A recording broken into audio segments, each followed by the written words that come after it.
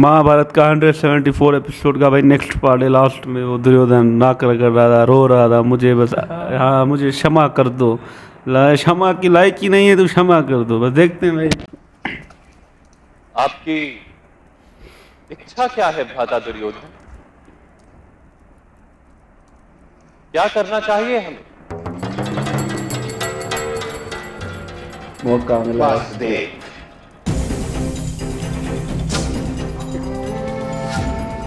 आपको और महाबली श्री बलराम को हम क्या परामर्श देंगे वासुदेव?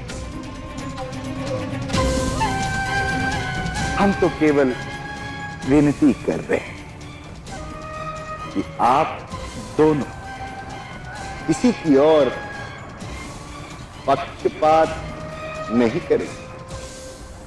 उसकी चिंता आप ना करें गांधार राज, ऐसा कदापि नहीं होगा। युवराज दुर्योधन यथार्थ कह रहे हैं।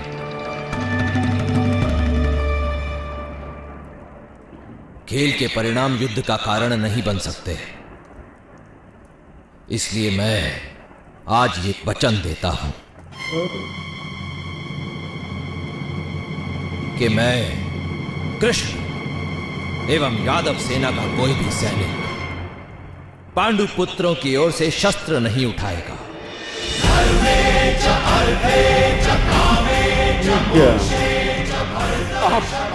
आप धन्य हैं महाबली श्री बलराम।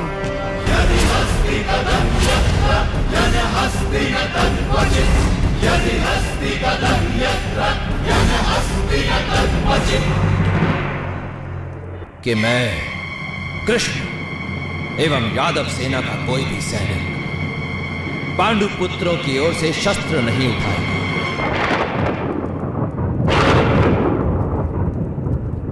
ज्येष्ठ भ्राताश्री,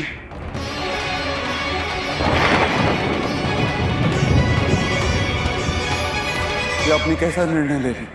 हमारा पक्ष सुने बगैर आपने हमें दोषी कैसे मान लिया? राजकुमार अर्जुन, मैं यहां किसी को दोषी नहीं ठहरा रहा। मैं तो केवल परिस्थिति के यथार्थ को समझने का प्रयत्न कर रहा हूं। मेरे समक्ष परिस्थिति यह है कि दो पक्षों ने परस्पर खेलने का निर्णय लिया। खेल के सभी नियम दोनों पक्षों को मान्य थे, जिसमें आपके पक्ष की पराजय हुई। अब पराजित होने पर प्रतिशोध स्वरूप आप विश्व युद्ध आरंभ नहीं कर सकते। हमारे साथ छल हुआ था ज्येष्ठ भ्राताश्री। तो आपको खेल छोड़कर उठ जाना चाहिए था। कि हम वचन से बंधे हुए। यदि आप सारी स्थिति जानेंगे तभी सब कुछ स्पष्ट होगा। राजकुमार अर्जुन,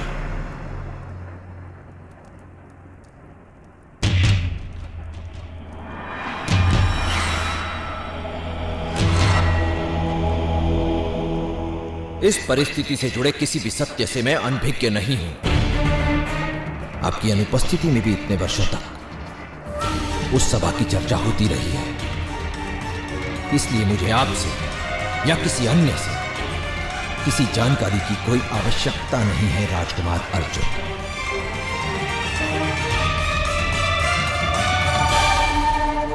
कदापि आपको ऐसा प्रतीत हुआ है कि मैं युवराज दुर्योधन के रुदन से प्रभावित हुआ हूं। ऐसा नहीं है। आरंभ से ही मेरा हृदय केवल एक सत्य को मानता है, और वह सत्य यह है कि उस युद्ध सभा में युवराज दुर्योधन से अधिक अधर्म राजकुमार युधिष्ठिर ने किया था।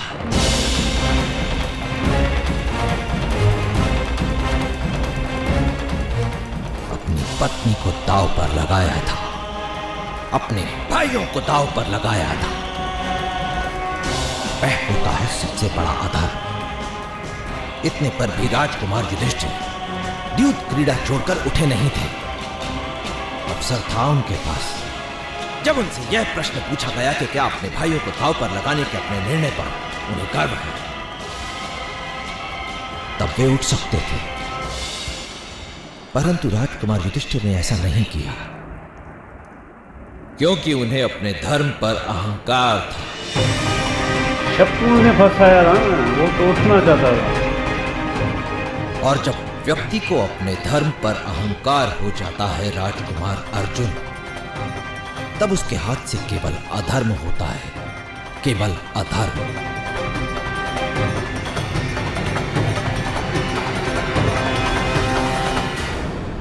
इसलिए युवराज दुर्योधन को दिया गया मेरा वचन मुझे उचित प्रतीत होता है।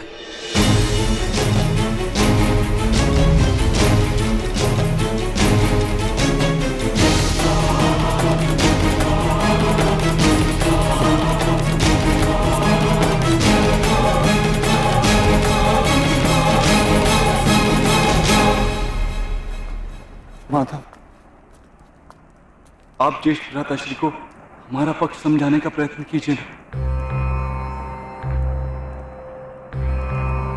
मैं उन्हें क्या समझाऊं पार्थ? उनका कहना उचित ही।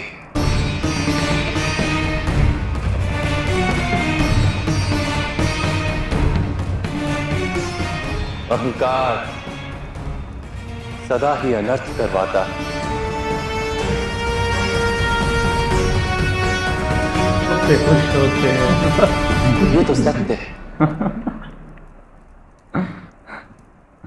अब मैं भी दाऊ के निर्णय से बंधा हूं पार्थ। वचन क्यों लिया आप? वैसे ही बात करता है बलराम जी। हाँ, भीष्म भी वचन में, ये भी वचन में, अकेले पांडवों की ओर से शस्त्र नहीं उठा पाएंगे।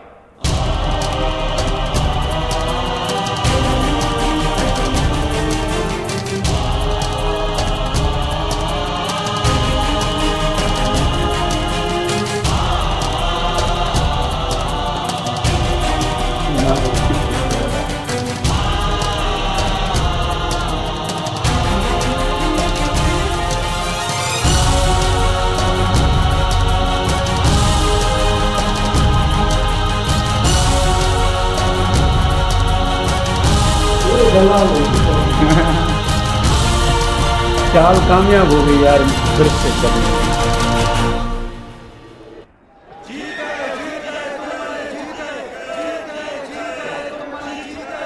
सारथी रथ रोको।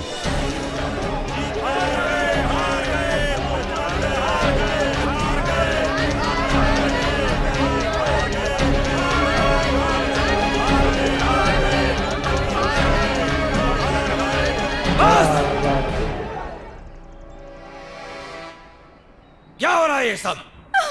महाबली बलराम, देखिए ये सब क्या हो रहा है। रोकिए इन्हें। भामिनी, अब तुझ पर सिर्फ मेरा अधिकार है। नहीं, मैं अपने पति और परिवार को छोड़कर किसी दूसरे के घर नहीं जाऊंगी। यहाँ यही दांव लगा था इस खेल में। यदि मैंने इसे गिरा दिया तो इसकी पत्नी पर मेरा अधिकार होगा। अरे हटो! ये क्या मूर्खता है? स्त्री को दांव पर लगाकर मल्ल युद्ध को अपवित्र कर रहे हो। बंद करो ये खेल अभी, इसी समय। ये कैसा घिनौना व्यवहार कर रहे हैं आप लोग? खेल में यदि कुछ दांव पे लगाना हो तो खेल का आनंद ही क्या। आप हमें नहीं रोक सकते महाबली। आपको दुर्योधन का बेटा है। किंतु आप राजा नहीं हैं। द्वारिका में प्रजा ही राजा है। ये क्या अनर्गल प्रलाप कर रहे हो? आप कौन होते हैं हमें रोकने वाले? हमें जो करना है हम वही करेंगे। स्त्री को दांव पर लगाया गया था, इस पर अब जीतने वाले का अधिकार है।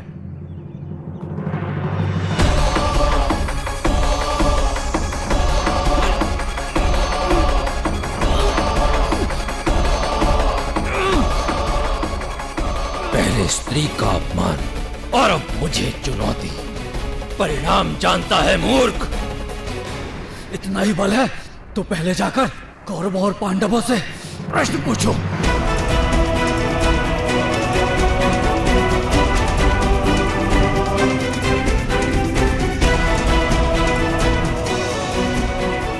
छोड़ दीजिए दाऊ, अब प्रजामंडल और मंत्रिमंडल से इस विषय में बात करें, ये उचित समय नहीं।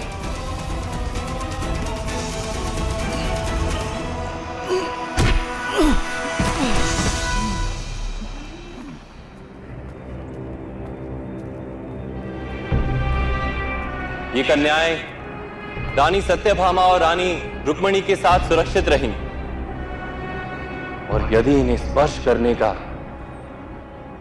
किसी ने प्रयत्न भी किया तो उसे मैं स्वयं दंड दूंगा।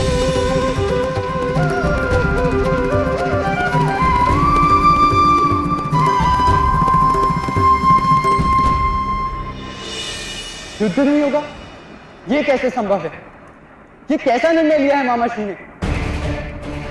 जब मेरी श्रेष्ठ माता के अपमान का प्रश्न हो तो धर्म अधर्म का विचार ही कहां से आता है? मैं अभी जाकर पूछता हूं मामाश्री से। अभिमन्यु, ये निर्णय तुम्हारे पिताश्री ने नहीं लिया है और ना ही भ्राताश्री कृष्ण ने। और आर्या,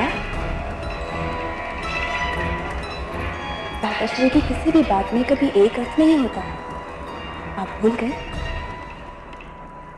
आप भूल गए कि उनका नाम रणछोड़ है? कभी कभी अपने शत्रु को पराजित करने के लिए भ्राताश्री रणभूमि छोड़ देते हैं। उन्हें विजय प्राप्त करने के लिए शस्त्र उठाने की आवश्यकता नहीं है।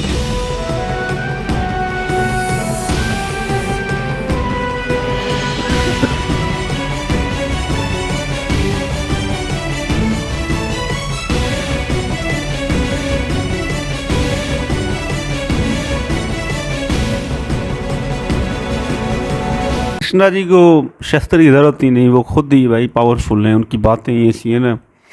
लेकिन इस बार यार हमें थोड़ा यार अजीब लगा, क्योंकि बलराम जी ने ऐसे ही वचन दे दिया, बोलता है आप लोगों ने धर्म किया है दुर्योधन से ज़्यादा। लेकिन उस सिचुएशन को अगर सही से ये देखते ना बलराम जी, फिर उनको पता चलता। आज इनके सामने इनकी प्रजा ही वो रसम चला रही ये मैच जीत के आओ मुझे दे दो भाई, तो सुनती नहीं ये भाई। प्रजा इनकी बहुत टेढ़ी है यार। अपना बादशाह आया है तो उसकी बात मानो, उसकी को चैलेंज कर रहे हैं। यहाँ कोई बादशाह नहीं है, बलराम जी आप जाएँ। और कृष्णा जी ने आकर सुलह कराई, भाई छोड़ दो, ये पागल हो जाएंगे और भी। तो यार ये तो मामला और भी ज़्यादा बिगड़ता जा रहा है। एक गलत बात करते, दुर्योधन का साथ ना देते, ये आप वचन ना देते, आप बोलते भाई जो होगा देखा जाएगा, ऐसे ही वचन दे दिया। एक तो वचन ही आपका ऐसा है कि टूटता नहीं है चाहे कुछ भी हो जाए, तो ये गलत बात थी। बाकी देखते हैं क्या होता है। लास्ट में थोड़ा हौसला दिया, उनमें भी थोड़ा आया कॉन्फिडेंस भाई। उनकी माँ ने बोला भाई बलराम जी ने तो सारा काम खराब कर दिया वचन लेकर। यार थोड़ा सोच समझ के बात तो कर, तो वचन ऐसे कैसे लेते हो, जबकि आपको वचन का अहमियत पता है कि भाई अभी खत्म, बात खत्म, वचन किया। बलराम जी ने वचन लेके, ये वचन है ना, मैं शुरू से कहता हूँ ये वचन को तोड़ दे बाबा, ये अधर्म एक कर दे बस। ये सब नहीं होनी। ये वचन का ये सिस्टम ये बड़ा खतरनाक है। महाविष्णु जी भी वचन में बंधे पड़े भाई, आप अपने लिए युद्ध की तैयारी को, तो मैं तुम्हारे साथ हूँ, अवश्य भवा भाई। तो अधर्मियों की टोली है दुर्योधन वाले, तो मंगर बज के आंसू बहा रहे भाई। उनको जब वचन ने सुना तो उनकी आंखें खुली रह गई भाई। शुक्र है ये भी डर गए, ये बड़े योद्धा है ना कृष्णा जी वाले भाई, उनसे डरते हैं ये, तभी तो ये मंगर बज के आंसू बहा रहे। बाकी आज तो यार ये हैरान कर दिया इस प्रजा ने, तो ये कौन सा ये दाव पेच लगा रहे थे भाई, घरवाली भी लगा रहे थे, बोला तुम्हारा नहीं जाए भाई, भाड़ में जाओ, यहाँ पर कोई बाचा नहीं है। शुक्र करो कृष्णा जी आ गया, उसने बोला आप कुछ करोगे ना मैं तुझे दंड दूंगा।